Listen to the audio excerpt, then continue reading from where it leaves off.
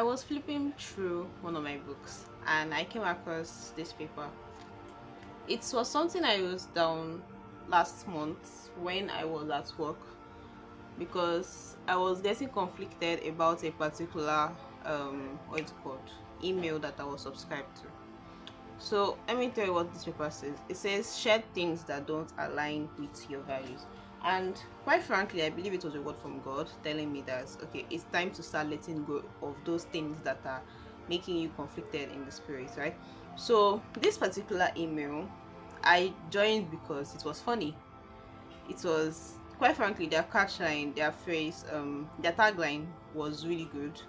It was funny, it was relatable. Every single thing they were talking about when I first joined, it was really nice, something that every average Nigerian can relate to. But over the past 1 year, and I think let me just say since last year, right?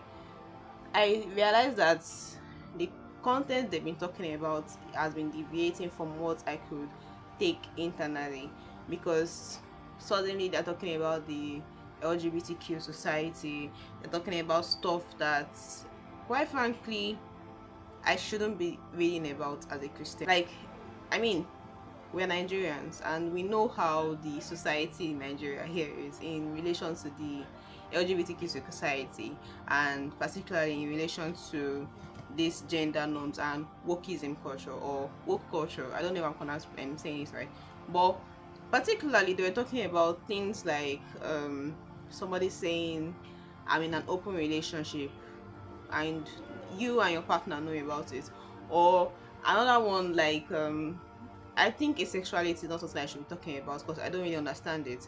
But you see people saying stuff like they'll be interviewing gay couples, lesbian couples, and I mean they had really really good stories. I didn't read the gay and lesbian part, only the straight one.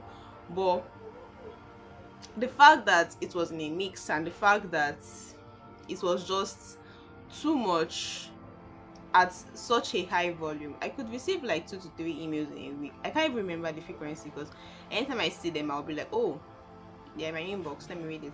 That's how powerful they were to me, right? Because their content was just nice. The opening line, everything. But when they get into the story of the day, nah. And they also had columns, right? So, but the only issue I had was with the love aspect of their newsletter. They had money aspect that is very valuable to me, and you can subscribe to the money aspect separately. So I just opted out of that particular email and kept on going the money aspect email. I don't want to call their name. I feel like people already know who I'm talking about by now, but I don't want to call their name. So like I'm still subscribed to the money aspect because they strictly talk about finances, how to level up, how to make it in Nigerian financial situation.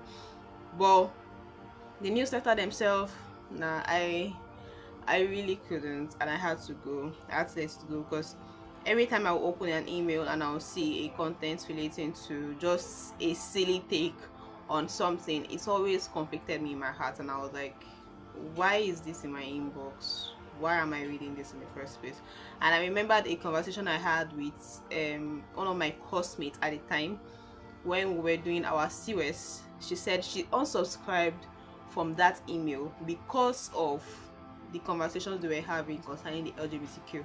At that time, one, I wasn't in deep in my faith as I am right now. Two, I wasn't reading their emails like regularly. I would read their emails like once in a month, and so help me God, that once in a month I'm reading it, the emails were usually really clean. So I didn't know what she was talking about until when I now started reading it regularly, which has been over a year ago and now, because I mean I'm out of school, I have more time spent on my phone, and I'm not seeing what she's talking about, and I'm like, wow, she was right. And the fun fact, she's a Muslim, so like when she said it, I was like, okay, this is actually something religious, and oh, let me take this to heart as well.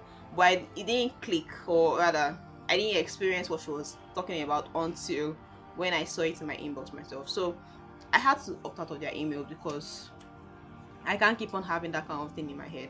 Another one, actually there are two. So there's another one. I had to leave their community on WhatsApp. I enjoyed what they were posting on Instagram. because it's all about female empowerment and stuff. So like I really enjoyed everything they're talking about, because they would always break down these complex issues. It's thanks to them that I understand the concept of sisterhood and female friendship, right? Even though I'm still hoping for some. But having to enter the community, the WhatsApp community itself, the conversations that go on in that community, I couldn't handle it. I really couldn't handle it. I'm not a lengthy conversation person, because I do not like to talk on a topic that I do not have enough knowledge on. So that was the issue with a lot of their posts, right? A lot of their conversations. And you see people literally slut shaming each other. Female friendships, right? Well, actually it was always like in a heat of a moment, but girls would be hating on each other, or let's say they're talking about men and all the slander and insults start to pouring. They're talking about feminism, but in a way it kind of looks like they're just hating on men fully. And you see the ladies who are actually real feminists, like the ones who are actually after empowerment and not the gender gap per se. You see them trying to correct what they're talking about, but a fight will ensue. Apart from that, there's also the topic of the LGBTQ wokeism society, and it wasn't just, I don't know if it's wokeism, forgive me, and it's not just Nigeria. That's the funny fact. It's like everybody in Africa, and I don't really know if it was beyond that, but I know I saw a lot of African ladies talking on it, and I'm like, okay, this is a conversation that I can never be able to speak on. I can only, let's say, speak against, because it doesn't align with my values, it doesn't align with my faith, it doesn't align with my beliefs. But having to have that in my inbox, rather in my WhatsApp DM, on my WhatsApp page, because these ladies would have conversations and I'll be seeing 900 plus messages on the group chats when I come online in the night. And it was worse for me because I don't respond to messages fast. So seeing that was always so overwhelming, apart from the fact that these ladies are talking about things that I do not like to talk about on my own. So what did I do? I had to leave that group chat in the community, and I remain in the group chat that just talks about financial stuff, ladies sharing their businesses or business ideas or financial support and advices, that kind of thing. I don't know, it was just like the two of them are the same. They're talking about, this one is talking about stuff I don't like, this one is also talking about stuff I don't like. But when it comes to the money aspects, what they're talking about in the money aspect is always aligned. I guess it's because you cannot irritate money, or rather, what's the word, corrupt money with LGBTQ. I don't know, just a theory. So now I was now thinking that, oh my god, but I love this community so much. I enjoy what they're talking about. I thoroughly enjoy every single thing that these people talk about. They are funny, they are witty, they talk about relatable stuff. And I heard in my spirit, what makes you think I cannot raise Christians that can do that? And I paused because I had to take a step back and realize that, okay, so I'm always pouring that creativity comes from God, and it does. Creativity does come from God. He created the world. He's the master creative, right? That's the belief I have. And if these people who are in the world are making this kind of content and it is resonating with me and I'm enjoying it, how much more people who are in the kingdom, who God gives the mandates to create those same kind of content, talking about things that are relatable and trying to address social issues, but doing it in alignment with the word of God. And I was just like, you know what, I'm going to leave these people now, because if there is the evil version of something, there is the good version of something. It's the balance, right? There is evil and there is good, there is good and there is evil. And I felt like if these ladies are here, or rather if these communities are in the picture, then definitely God can raise somebody who will be the rival of these communities and even be more healthy and more aligned. And I just realized that they already probably exist. I'm probably just not in the loop. I probably just don't know yet, because it's not yet my time to know, to find them out. And quite frankly,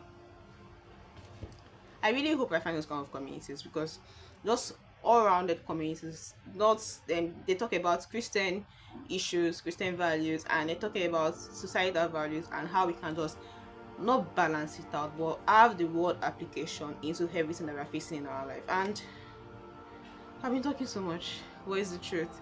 Realizing that if these people in the world are doing this thing and they are making this much of a name, how much more God, who is the source of what they are talking about, even though they are not acknowledging Him.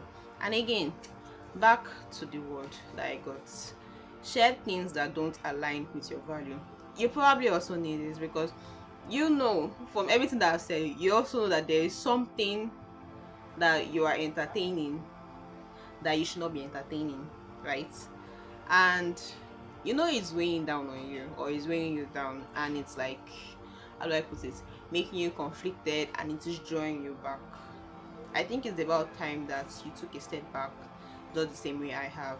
You don't have to cut it off entirely. That's the difficult thing about trying to turn a new leaf or trying to start a new habit. Nobody tells you how difficult it is to start all over, but little by little. If I'm tired of a conversation with somebody, the first thing I do is to mute their chat. Muting their chat doesn't even work because my WhatsApp notifications are not even on, right? But usually the first thing I'll do is to mute their chat. After I mute their chat, what do? I archive their chats. So out of mind, out of sight, out of mind. So you can start with that. Mute their chats, archive their chats, block them before you finally get up the courage to leave the group chat. But you can also just walk up the courage to leave the group chat and then ask the Holy Spirit to strengthen you to stay out of the group chats. And that's just my story. So I really hope this resonated with you. This it's something in you, and probably you're going to also do your own. So again, the word: share things that don't align with your values. And that's at the core of that word is with your values as a Christian, with your beliefs as a Christian. If they don't align with your values and beliefs as a Christian, you shouldn't be holding them at all. I hope this resonated with you. God bless you.